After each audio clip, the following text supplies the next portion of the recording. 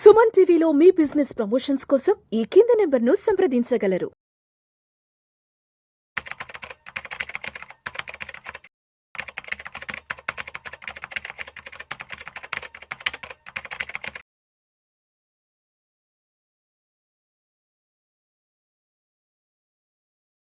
నమస్తే రేవంత్. నమస్తే అండి. Revanth, welcome to Vishnu talks. Thank you. Revanth, ఇప్పుడు జీవితంలో ఏ పని ఎప్పుడు చెయ్యాలి, ఏ పని ఎప్పుడు జరగాలి అనే దానికి ఒక నెంబర్ ఉంటుంది.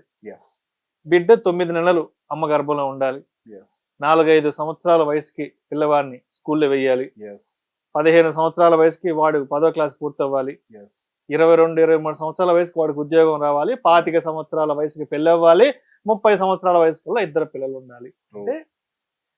అంటే ప్రకృతి నుంచే మనకు ఒక నెంబర్ ఉంది. ఎస్ సైన్స్ పరంగా చూస్తే ప్రకృతి నుంచి ఒక నెంబర్ ఉంది మనకి. ఈ వయసుని బట్టి ఈ పని చేయాలి, ఈ వయసులో ఈ పని పూర్తి అయిపోవాలనే దానికి. ఏంటి అసలు దీని వెనుకున్న సైన్స్ ఏంటి, అండ్ దీన్ని మనం ఇన్వెస్ట్మెంట్స్ లోకి ఎలా అన్వయించుకోవాలి అంటారు ఈ వయసుని కూడా? సో మనకి టైంని బట్టి ఎవల్యూషన్ అనేది జరుగుతుంది. మనం రెవల్యూషన్ తీసుకురావడం అవసరం లేదు. ఎవల్యూషన్ అనేది ఒకటి జరిగింది. ఇంతకుముందు పెళ్లిళ్ళు 20 లోపల జరిగాయి, 15 లోపల కూడా జరిగాయి. అప్పుడున్న పరిస్థితులకు అనుకూలంగా చదువులు ఏమి లేవు కాబట్టి. తర్వాత నిదానంగా 10th క్లాస్ వరకు ఎడ్యుకేషన్ వచ్చింది, తర్వాత +2 వచ్చింది, తర్వాత +4 వచ్చింది, ఆ తర్వాత మళ్ళీ పీజీ అని వచ్చింది. సో ఎవల్యూషన్ అనేది జరిగింది. సో ప్రకృతితో పాటుగా ఏదైతే ఎవాల్వ్ అవుతుందో మనం దానితో సమానంగా వెళ్ళగలిగితే మన జీవితం బాగుంటుంది. అలా కాకుండా మనం దానికి మన సొంత తెలివితేటలు మళ్ళీ అప్లై చేసి నేను సెటిల్ అయ్యాక పెళ్లి చేసుకుంటాను అని అంటే అది మనం అగెయిన్స్ట్ టు ద నేచర్ వెళ్ళినట్టుగా మనం పరిగణించాలి. సో బేసిక్గా మిమ్మల్ని ఒక ప్రశ్న అడుగుతాం, సెటిల్మెంట్ అంటే ఏంటి అసలు? సెటిల్మెంట్ అంటే నెలకు ఒక 2-3 లక్షల జీతం రావడం, ఇంట్లో ఒక 20-30 లక్షల రూపాయల కారు ఉండడం, 1 కోటి 2 కోట్లు పెట్టి ఒక మంచి విల్లా కొనుక్కోవడము, ఒక మంచి ఫైనాన్షియల్ ఫ్రీడమ్ ఉండడం, ఇది సెటిల్మెంట్. 25 ఏళ్ళకి జరుగుద్ది అది? 25 ఏళ్ళకి జరగదు మరి సెటిల్ అయ్యాక పెళ్లి చేసుకుంటానంటే అంటే 30 ఏళ్ళకి జరుగుద్దా? ఇప్పుడు ట్రెండ్ అట్లానే ఉంది కదా. అదే సమస్య, ట్రెండ్ అదే నడుస్తుంది. ఎగ్జాక్ట్లీ. అంటే సెటిల్ అవ్వడం అనేది ఈ మధ్య కాలంలో ఒక పెద్ద ఫ్యాషన్ అయింది. 30-40 ఇయర్స్ ముందు అసలు సెటిల్ అనే వర్డ్ లేదు. అప్పుడు వయసు, అప్పుడు 22-23 ఏళ్ళు రాగానే పెళ్లి చేయాలా అది వయసు. ఇప్పుడు దానికి ఉన్న పారామీటర్ ఏంటంటే పెళ్లి అనే దానికి సెటిల్.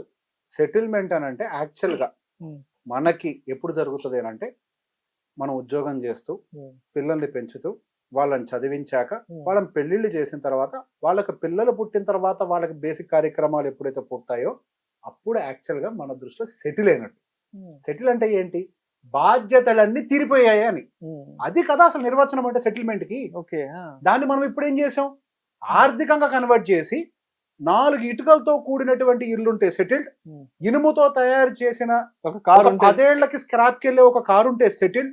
ఏంది ఇదా సెటిల్మెంట్ అంటే? సో దీన్ని ఎప్పుడైతే రీడిఫైన్ చేశారో అప్పుడు మన నేచర్ కి ఎదురుగా వెళ్ళిన సమస్యల్ని ఎదుర్కొంటున్నాం ఫైనాన్షియల్ గా.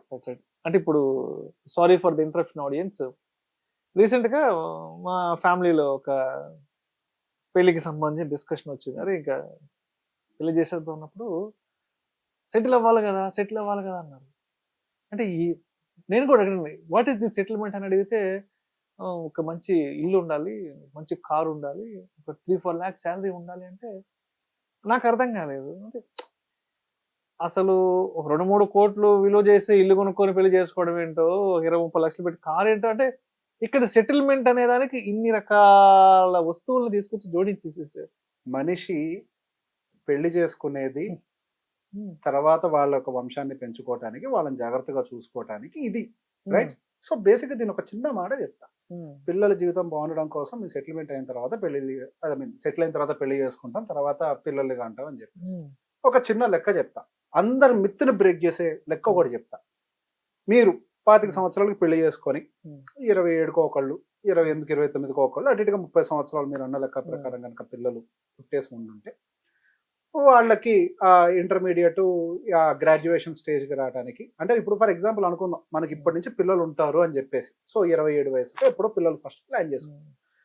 ఇప్పుడు మార్కెట్లో ఒక గ్రాడ్యుయేషన్ చేయాలంటే ఒక 20 లక్షల రూపాయలు ఖర్చు అవుతుంది. సో బేసిక్గా వాళ్ళు యాక్చువల్గా 18 సంవత్సరాలు నెక్స్ట్ 18 ఇయర్స్కి వాళ్ళు గ్రాడ్యుయేషన్కి వెళ్ళే టైంకి ఇన్ఫ్లేషన్ అడ్జస్ట్ అయితే దాదాపుగా అదొక 1,10 లక్షల రూపాయలకి ఆల్రెడీ చేరుకుపోయి ఉంటుంది.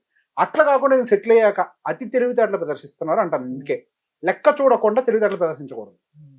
మనం ఇప్పుడు లెక్క ప్రకారం కనుక గమనించినట్లయితే ఒక్క 5 సంవత్సరాలు నేను సెటిల్ అవుతా, ఆ తర్వాత నేను పెళ్లి చేసుకొని పిల్లలకి అంటానని చెప్పి పోస్ట్ పోన్ చేస్తే అంటే 18 సంవత్సరాలు ఇక్కడ నుంచి 18 సంవత్సరాలు కావాల్సిన యాక్టివిటీ ఇంకో 23 సంవత్సరాలు కనుక జరిగితే 1,10,000 అయిపోవాల్సినటువంటి ఎడ్యుకేషన్ కి మీరు 1,10,00,000 అయిపోవాల్సిన ఎడ్యుకేషన్ కి 1,80,00,000 రూపాయలు ఖర్చు పెట్టాల్సి ఉంటుంది. మీకు వచ్చే జీతం మారుద్దా? ఇప్పుడు పిల్లలు పుట్టడం పుట్టకపోవటం అనే ఒక విషయాన్ని బేస్ చేసుకొని మీ జీతం మారుద్దా, మీ పని బట్టి మారుద్దా? మీకు పెళ్ళైనా మీ పని అదే, మీ పెళ్లి కాకపోయినా మీ పని అదే, మీకు పిల్లలు ఉన్నా లేకపోయినా మీ టాలెంటే, అదైతే మారదు. కానీ ఇక్కడ ఒక్కటి మారింది ఏంటి? వాళ్ళ ఎడ్యుకేషన్ కాస్ట్ మారింది, మీ టార్గెట్ పెరగలేదా? ఇది ఫస్ట్ పాయింట్.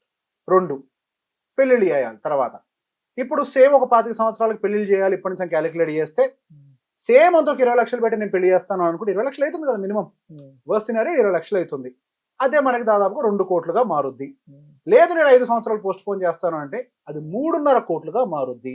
నీ జీతం అదే, కానీ ఇక్కడ టార్గెట్ ఫిగర్ ఏమో మారిపోయింది. ఇక్కడ దాదాపుగా 1,50,00,000 రూపాయల ఫిగర్ ఏమో మనకి మ్యారేజ్ లో మారిపోయింది, ఒక 50 లక్షల రూపాయల ఫిగర్ ఏమో మనకి కాలేజీలో మారిపోయింది. 2 కోట్ల ఫిగర్ టార్గెట్ మారిపోయింది. అది అక్కడితో పోయిందా? స్కూలింగ్ ఇప్పుడు చేర్పిస్తే 1,00,000, 5 ఏళ్ళు పోతే 1,50,000 అవుతుంది.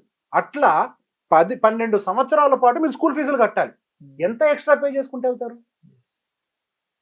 మీ జీతం అంతే, మీ జీతం మాత్రం మీ ఏజ్కి ఎంత రావాలంతే వస్తుంది, అది మారదు. కానీ ఇక్కడ ఖర్చు పెరిగింది. ఇది ఒక్కటే కాదు, ఇంకొక పాయింట్.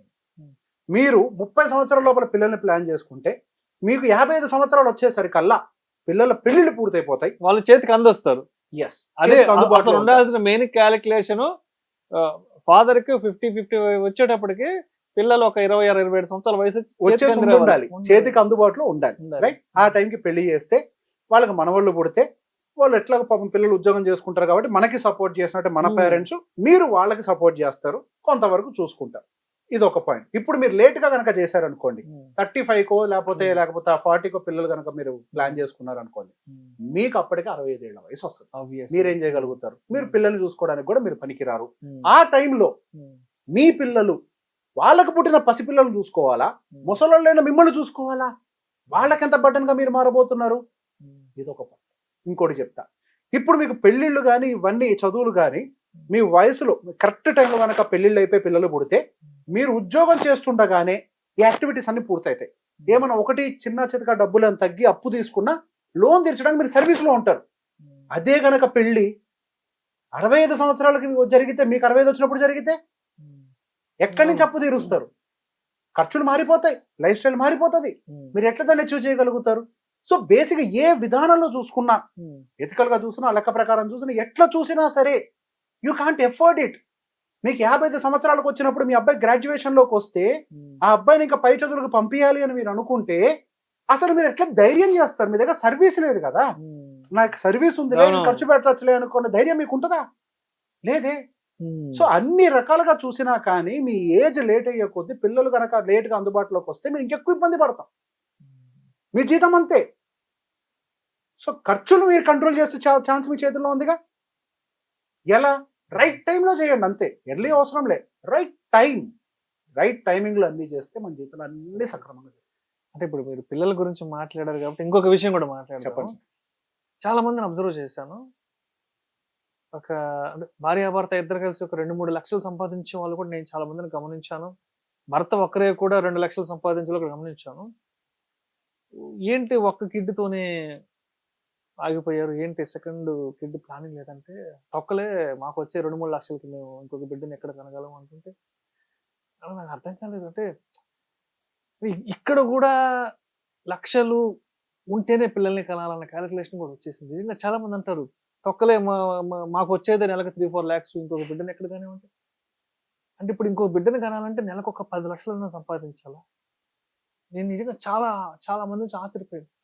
వైఫ్ అండ్ హస్బెండ్ ఇద్దరు మంచి వెల్ సెటిల్డ్, ఆయనకు 2 లక్షలు ఆమెకు 2 లక్షలు, దగ్గర ఇద్దరు నెలకు ఒక 5 లక్షలు సంపాదించే వాళ్ళు కూడా ఇంకో కిడ్ గురించి మాట్లాడితే ఇప్పుడు ఇంకొకటి కానీ మేము ఏం చేయాలి, ఇంకొకరిని ఉద్ధరించాలా, తొక్కలే మాకు వచ్చే 5 లక్షలతో మేము ఒక్కరిని సాగలేకపోతున్నాం అంటాం. వాళ్ళందరూ ఖచ్చితంగా లేట్ కిడ్స్ కన్న వాళ్ళే ఉంటారు. 99% మీరు చెప్పిన లెక్కల్లో 4 లక్షల జీతం వస్తుంది అంటే ఖచ్చితంగా 30 ఏళ్ళ వయసు దాటిపోయి ఉంటారు. సాలరీ ప్యాకేజ్ 35 years ఎక్కడో ఉండుంటారు వాళ్ళు, 35, 36, 37 అక్కడెక్కడో ఉండుంటారు. సో బేసిక్ ని అదే చెప్పేది. వాళ్ళు ఇన్ఫ్లేషన్ క్యాలిక్యులేట్ చేసుకుంటే ఆ ఏజ్ లో పిల్లల్ని కంటే ఎంత సంపాదించినా డబ్బు సరిపోదు. ఆ సిచ్యువేషన్ కు తెచ్చుకుంది నువ్వు కదా. ఆ సిచ్యువేషన్ రాకపోయి ఉండాలి అని అంటే you should at least plan before. ఎర్లీగా ప్లాన్ చేయడం వల్ల తక్కువ ఖర్చులో అన్ని పనులు అయిపోతాయి. మీ జీతం మారదు. నేను అదే చెప్పేది. మీరు ఇప్పుడు ఉద్యోగం చేస్తారు, అప్పుడు ఉద్యోగం చేస్తారు. Your salary will not change, but only your expenditure will change. So ఈ రోజు మీ పిల్లల్ని మీరు డబ్బుతో కొలిసే సిచ్యువేషన్ కి తెచ్చుకోబడ్డారు అని అంటే దానికి గల కారణం డిలే. రైట్ టైంలో జరగాల్సిన దాన్ని జరగనీయలేదు.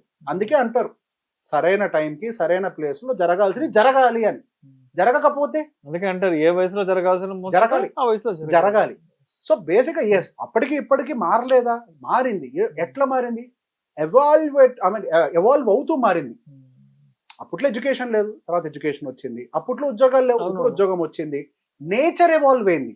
నేచర్ తో పాటుగా మనం ఎవాల్వ్ కావాలి. కానీ దానికి భిన్నంగా మనం కూడా మాట్లాడే ప్రయత్నం చేస్తే మాత్రం దెబ్బ కొడుతుంది. Thank you so much Revanth. Thank you.